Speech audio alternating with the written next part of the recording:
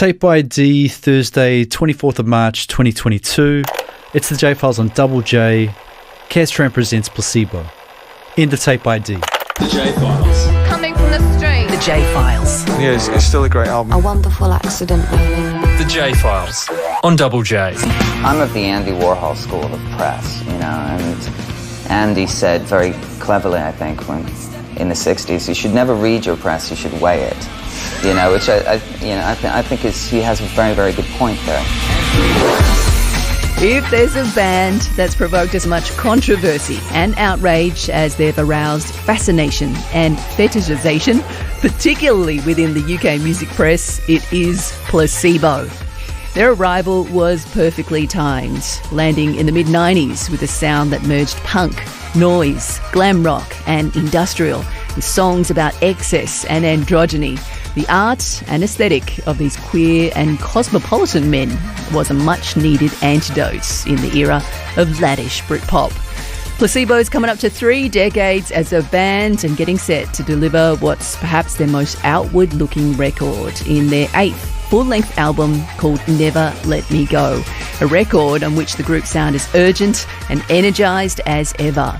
And we're very excited to have in an Australian exclusive Placebo songwriter and bassist Stefan Olsdahl joining us on the J-Files. He'll be reflecting on the group's long career and how he and Brian pushed through crisis and doubts to make this record. So please hang around to hear from Stefan later on the Placebo J-Files. Kaz Tran here with you. As always, plenty of great stuff coming up. Loads of fantastic live tracks and interviews from the archives with Brian and Steph reflecting on the music, misconceptions and enduring appeal of Placebo. And let's get underway with a song that perfectly captures the subversive, hedonistic and sexual fluidity of this band, all in 3.5 minutes. It is, of course, Nancy Boy on Double J. Hi, this is Steph from Placebo, and you are listening to the J-Files on Double J. The J-Files on Double J. From Placebo. Stefan Olsdahl is joining me in the studio right now. Hello, Stefan. Hello. Okay, let's talk about some of your best and worst moments of those 20 years. Like when you look back and you see the photos of yourself and that young person, that fresh little fella. What's the first thing that springs to mind?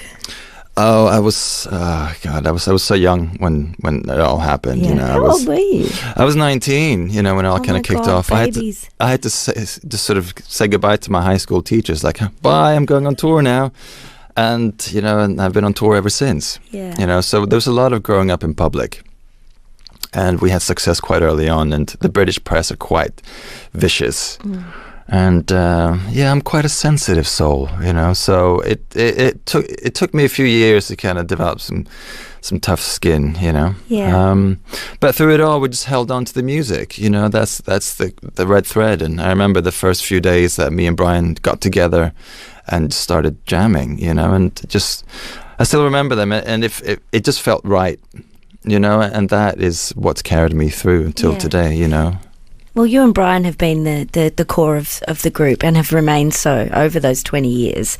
Has that relationship changed over the years? Do you feel like it's grown in ways that you could never have imagined?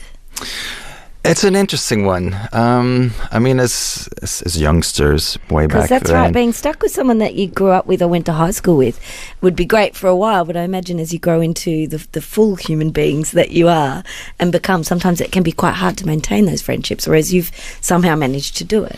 Yeah, I guess it's a relationship that works, he is my musical husband, really. I spend more time with him than I do with other close friends and family. Yeah.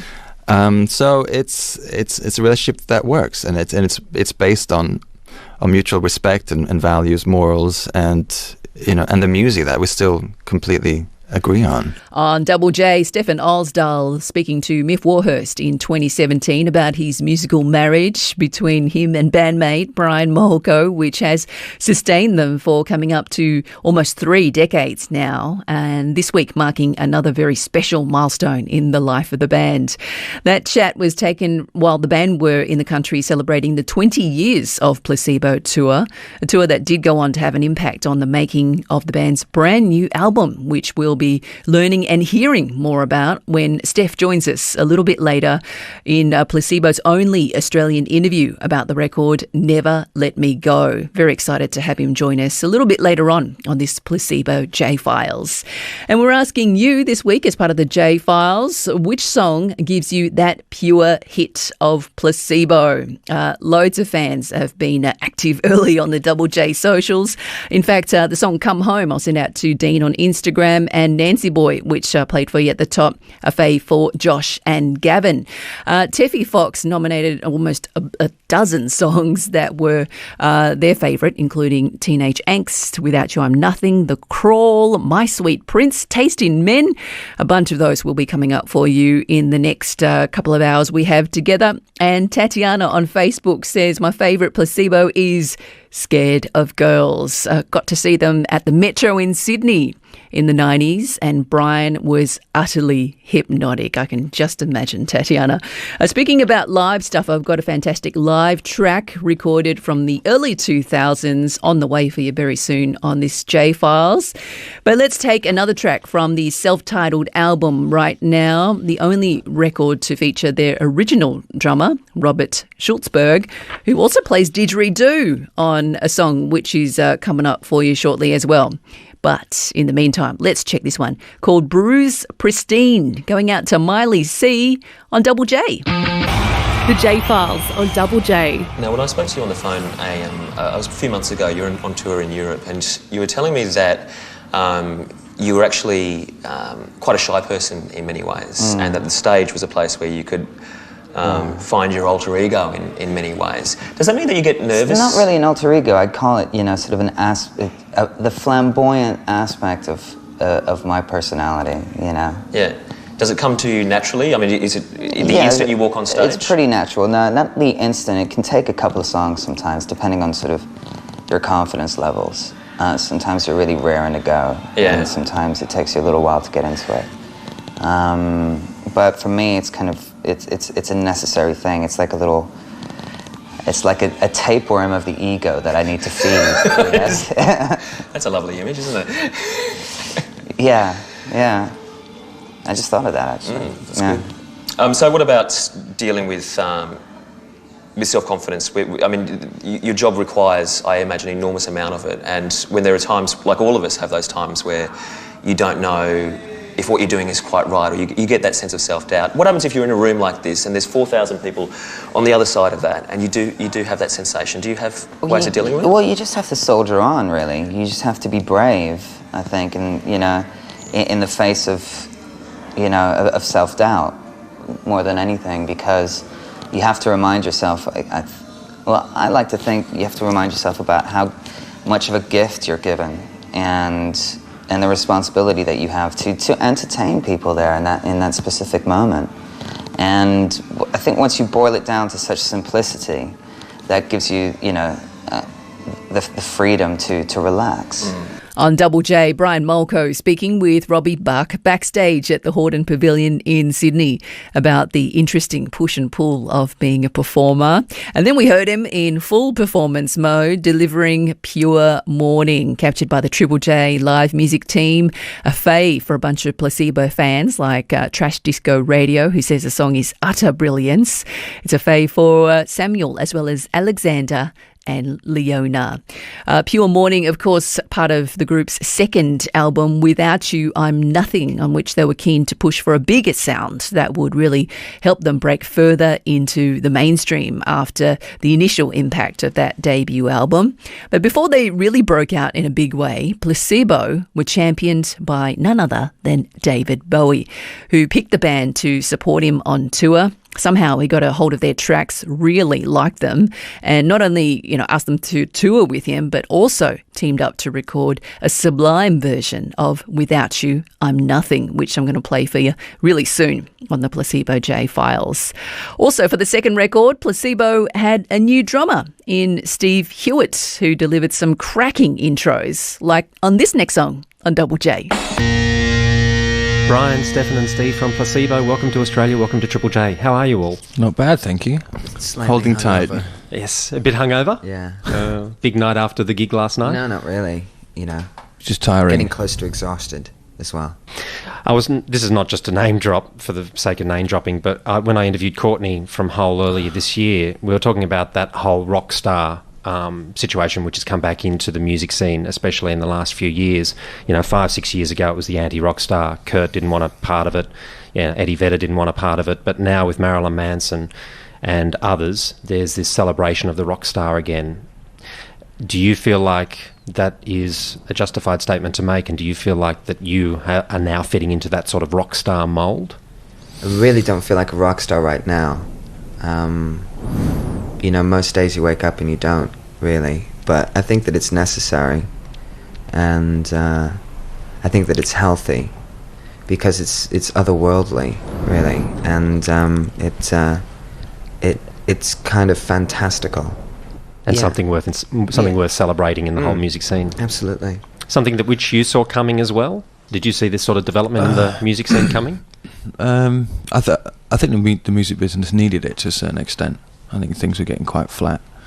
I mean, if you're going to do something, you may as well do it full on. I think that's the new mentality. Get large, pushing your art in people's faces, and also carrying it off persona-wise is it's a tall order, I think, from any personality. Ruthless and just an unquestionable belief in what you're doing as well. Yeah. Mixed with absolutely loving what you do and being passionate about it as well. Nice to meet you guys. Thanks for the chat. One final question before I say goodbye. Are you going to work with David Bowie in the future? Do you think as him producing one of your albums? I don't think so. No, I don't think he'll produce our albums. No. Just too close because you've become quite good friends. Just too close now? I don't think he does that very much these days anymore, really. And he's a busy man, isn't he? Yeah, I think he has his own commitments, really. I don't think it would quite suit us as well for him to produce, but I mean, he's quite welcome to pop in and have a coffee and see how we're doing. This is the J Files. Do you consider yourself a goth, or you? No. Do you subscribe to any kind of label in that sense, or? Oh, I don't know. Male, probably. Controversial. Label, I don't know. I'm not. The only labels I like are designer ones, really. It's interesting as well, Brian, because I remember growing up in regional Australia, talking to when we sort of just discovered Placebo at the start of my high school days, and just a few of my. Can I apologise for that? Oh, really? Was that a real bad influence on me? Do you think? Could I blame you for the way I've turned out? Yeah, go on. Everybody else has. Okay. Well, yeah, I was just mentioning because talking about labels. I remember one of my friends talking to me about the guys from Placebo, all these different sexualities, and I didn't know most of the words the guy was bringing out, but I was just sort of shocked and going, yeah. But and without sort of going into that, do you find it weird being in a band and then having these sort of parts discussed rather than, I guess, with little kids going to high school? Do you find it weird that without your music being discussed, but more other things as part of the band, I and think as part of your scene? I think that as a teenager, that those aspects of of somebody you admire's life, can be kind of fascinating, because you're sort of coming to terms with a great deal, and you're growing up and you're going through a whole process of self-discovery anyway. So I think I can understand the fascination. But I think if you're over 21 and you're spending more than like an hour or two in front of your computer on forums discussing this kind of stuff, then you really need to get a life. On Double J, Brian Molko has freely admitted to starting out wanting to change our taste in men, and fans would say he certainly achieved it. That tune from the Black Market Music record. Brick Shit House also in that set, and Without You I'm Nothing, the title track from the second album, a haunting version delivered with David Bowie.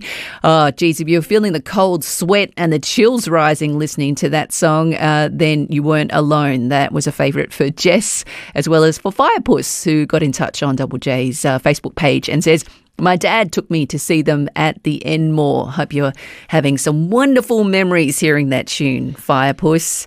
Kaz Tran here with you on the Placebo J-Files. We're really close to being joined by the band's songwriter and bassist in an Australian exclusive, Stefan Olsdahl from Placebo, joining us to talk about the band's 8th full-length album in the next hour here on Double J. Before we get there, though, this next song is a huge Placebo favourite for fans here in Australia. Hortbot Rochelle says this song is such a banger. I love this band so much, as well as Evie, Reagan, Erica, Tina, and Samuel, who says everything Placebo has done has been great. But Samuel's got a very soft spot for this next tune on Double J. It's a live version as well of Special K. Go to doublej.net.au to see the full list of new music now. The J-Files. Join in on Facebook, Twitter and Insta. #J-Files. I don't feel particularly comfortable as a public figure anyway, you know. Don't you? No, not really. I feel very private, and I certainly did a lot of courting of the press at the beginning of my career, but, you know, it's just that things have changed a great deal for me, so I try to just say less, you know. Less is more. Whether he's had to spell it out or not, Brian Molko and the music of Placebo has always had plenty to say. His band, which he started out in 1994 with Stefan Olsdahl, made an immediate impact with songs that challenged gender norms, explored sexuality, excess, desire, angst and mental health at volume and velocity, and with a fearless outsider perspective. Along the way, cultivating an obsessive fan base that sustained them over close to 30 years. Kaz Tran here with you as the band gets set to release their 8th full-length album. Steph Olsdahl, Placebo bassist and songwriter, will be joining us very soon to chat about the different perspectives and issues that have inspired the new album's songs, the crisis the band overcame, and the reverse process of making the album, Never Let Me Go. We're really looking forward to welcoming Steph to the Placebo J-Files really soon here on Double J.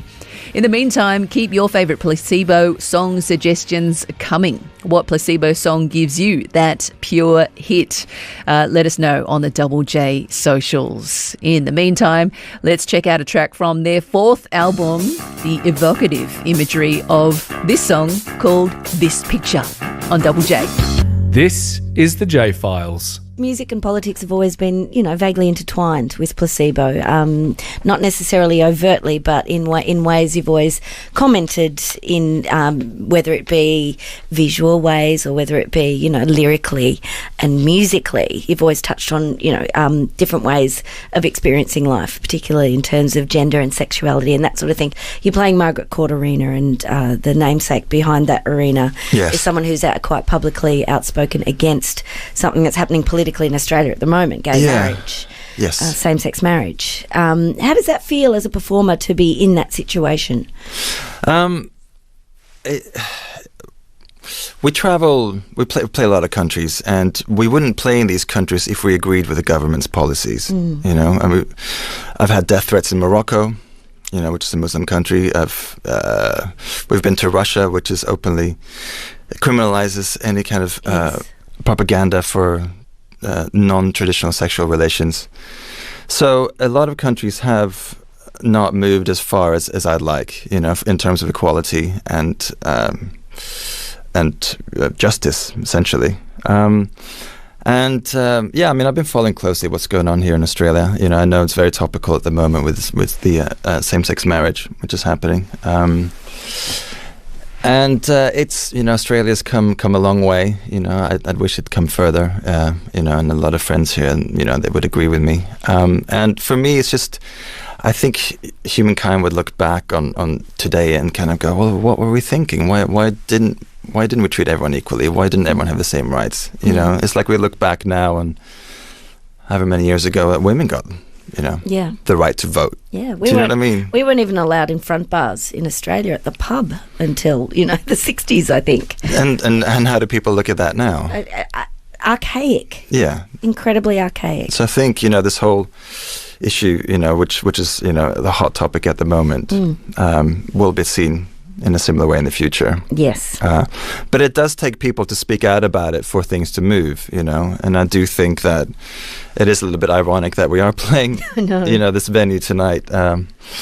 And it's, you know, what has been said by Margaret Court has been quite inflammatory, I think, you know, and it's, you know, I wouldn't often speak out, you know, directly against something, but, you know, it does feel like it's been quite offensive. Will you be getting out the rainbow bass that I have seen you play? Oh, yes. Tonight. Yes. In Melbourne. Yeah, it's kind of like my weapon, you know. That's the one that I wield around the world, you know, because there's work to be done everywhere. On Double J, the scraping guitar and chugging bass make for a thrilling white-knuckle ride to oblivion. That is the bitter end. Going out to Jason, Malia, Priscilla, Adrian and Ryan, a Placebo fave for those fans. And this picture just before that going out to Amy, some brutal imagery in that song, both of those from the Sleeping with Ghosts record. The record that followed that one for Placebo saw the band encountering some pretty strained times, with the relationship with the drummer Steve Hewitt disintegrating and ultimately falling apart. Though during the making of the record, the band were prompted to need to self-medicate to deal with the tension and trauma, which gave rise to the title of the record. Let's hear the title track right now of 2006's Meds on Double J. On Double J, a couple of tracks from Placebo's 2006 record, Meds. I played you Infrared there, and the title track featuring Alison Mosshart of The Kills, a fave for Mike and Lisa. And please keep letting me know on the Double J socials which Placebo song delivers you a pure hit. The band went from the claustrophobic and challenging times of making Meds to the follow-up record, which felt quite anthemic. You could feel the willful optimism of the songs from Battle for the Sun, which was made with David Bottrell, who was quite well known for his work with Tool. And you can certainly hear how his influence comes through on this, the album's title track. On Double J. On Double J, it's what this band do so well, turn dire times and bleak situations into absolute anthems. A couple of tracks there from Placebo's 2009 record Battle for the Sun. Played you the title track, and that one, For What It's Worth. Kaz Tran here with you, on the way really soon. We're so excited to be welcoming Placebo bassist and songwriter Stefan Olsdal to the show.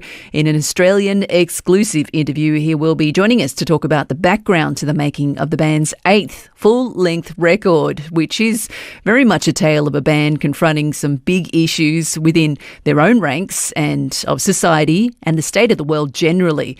We're so very excited to hear from Stefan really soon, filling us in on Never Let Me Go, Placebo's brand new album, out this week.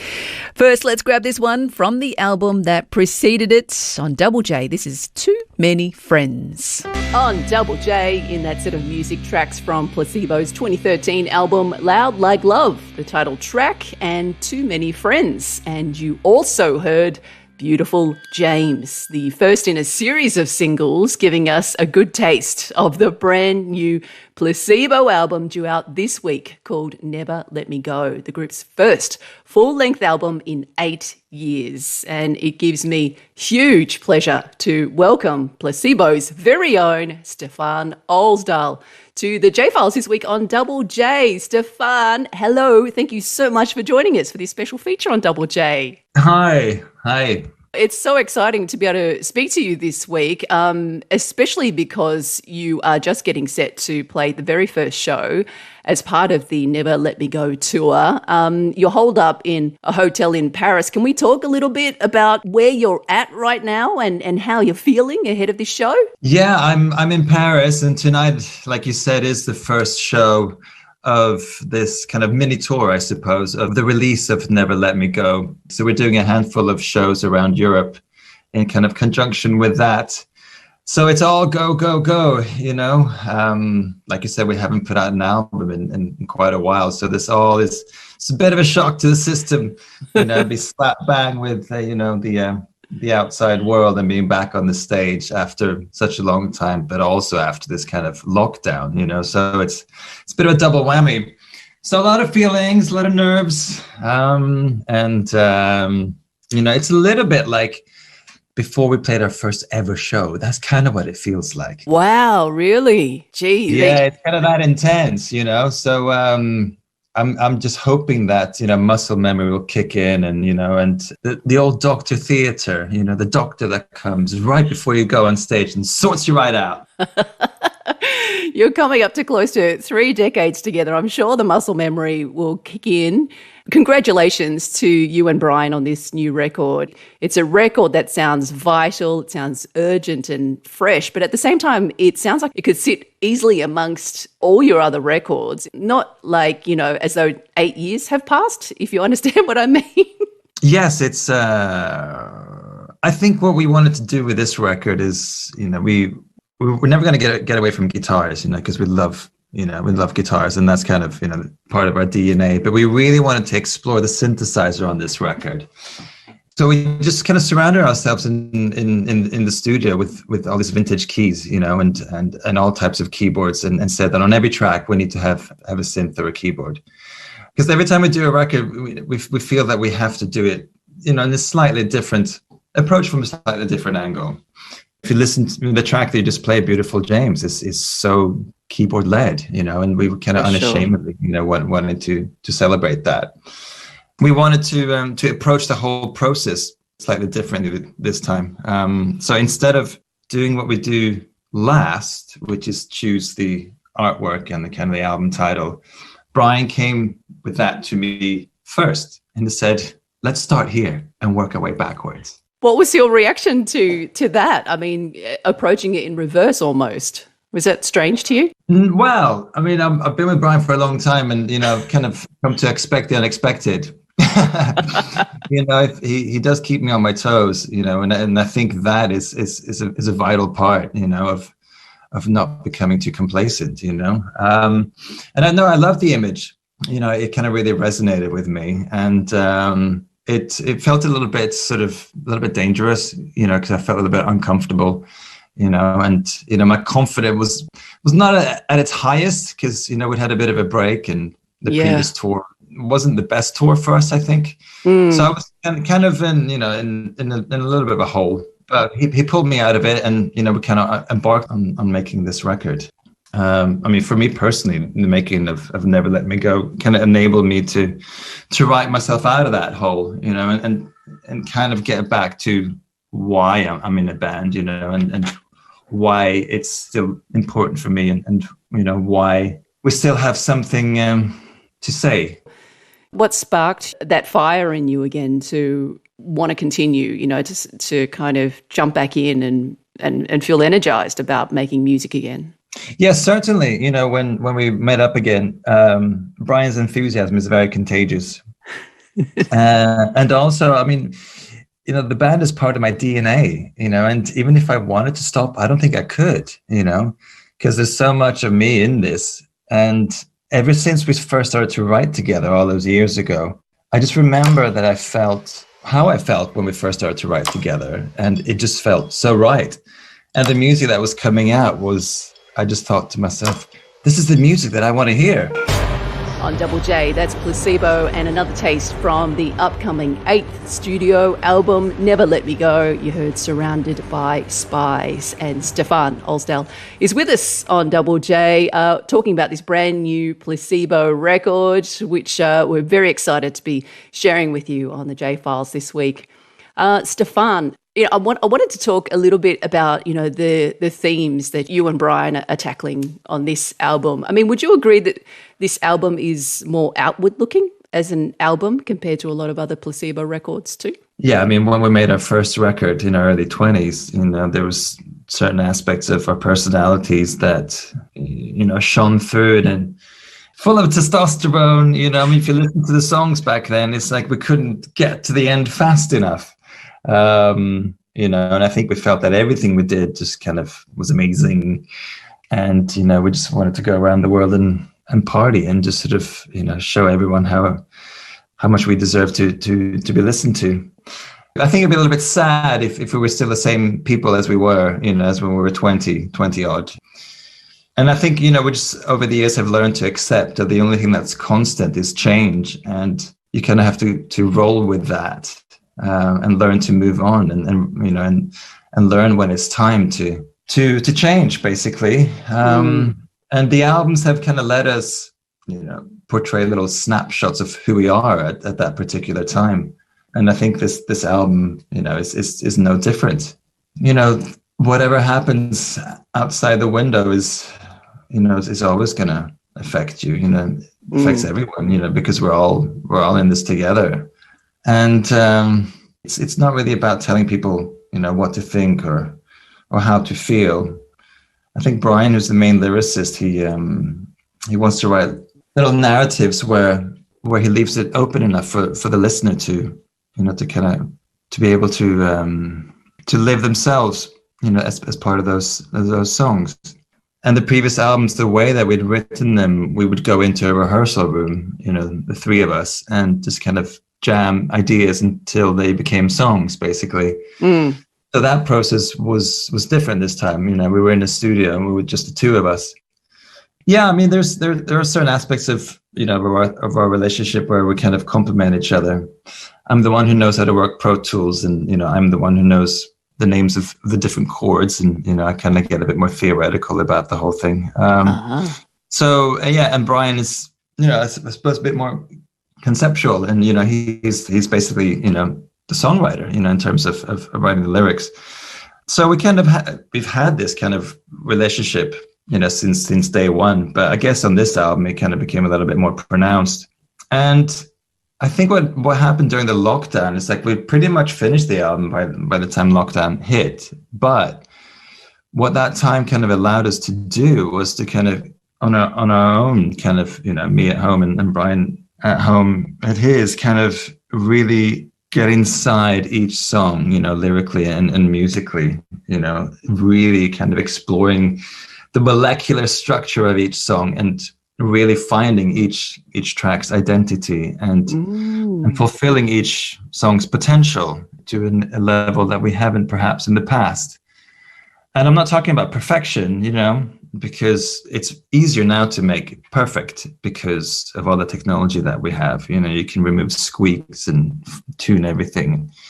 We like to kind of leave in, the kind of imperfections. But the time kind of allowed us to really fulfill each track. And perhaps that's why this record is so layered as well, There's keyboards on every track, and we've explored different kind of musical palettes and find the tracks that really work as an album, because at the end of the day, we're still kind of an albums band. Yeah, no, it is an all-encompassing collection of songs that take you, from chapter to chapter. We're very grateful for this brand new album from you and Brian, Never Let Me Go. It's coming out this week. It's been an absolute pleasure to be able to spend some time with you and have you on the J Files, Stefan. Thank you so much. And let's hear this track right now from your album called Try Better Next Time. On Double J, Brian Molko certainly letting his music do the talking with the set of songs that we've heard from Never Let Me Go, providing us with plenty to mull over and think about as well. Try Better Next Time, the name of that tune, surrounded by spies, and Beautiful James at the top of the set. I'll send that one out to Rob, who is a longtime Placebo fan and says that song is a staple of his current playlist. It was so great being able to catch up with Stefan Olsdale as well, currently on tour with the band as they take this new album through Europe and through North America as well. And we can only keep our fingers crossed that they might bring the album tour to Australia as well. Over 4 massive decades, the mighty Hoodoo Gurus have well and truly delivered an astonishing soundtrack to our careers with their irresistible melodies, their huge riffs, and the smart and oh-so-singable lyrics of their many classic albums. They've got a new record out at the moment called Chariot of the Gods, and I'm stoked to share with you that Hoodoo Gurus frontman Dave Faulkner will be joining us for the Hoodoo Gurus J-Files next week, casting an eye over his band's incredible career and telling us the stories of the brand new album, Chariot of the Gods. So please don't miss it. It's the Hoodoo Gurus J-Files next week on Double J. Before I get out of here, I want to send a huge shout out to J-Files producer Sam Wicks, also to Gab Burke, Richard Kingsmill, Dan Condon, Luann Schneier, Dorothy Marquek, Stephen Goodhue and Catherine Brickman for that gorgeous Placebo artwork that you see as part of the J-Files this week. And I've got one final song for you. This one, definitely a huge Placebo fave for Heidi, for Alex, Deanne and Adrian, and for Darren, who says he loves all of Placebo stuff, but Every You, Every Me is his favourite song every time. Let's hear it right now, and I'll see you next time. Bye now.